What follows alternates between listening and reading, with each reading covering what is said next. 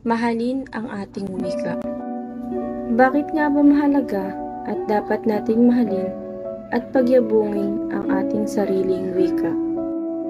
Ang wikang Pilipino ay isang paraan ng komunikasyon upang magkaunawaan ang bawat isa sa ating bansa.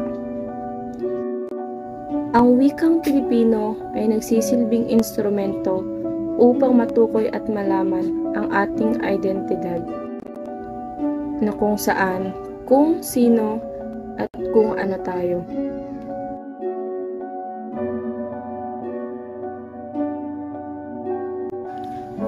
Ipaglalaban natin ang sarili nating wika at huwag papayag na tanggalin ito sa kolehiyo.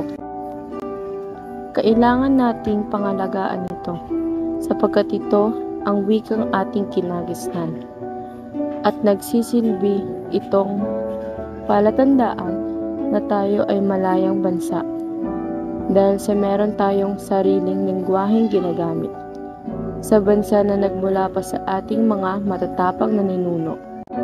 Pagyamanin ang ating wika tulad ng nakasaad sa Artikulo bilang 14, Section 6 na ang wikang pambansa ng Pilipinas ay Pilipino, samantalang nililinang ito ay dapat pagyabungin at pagyamanin.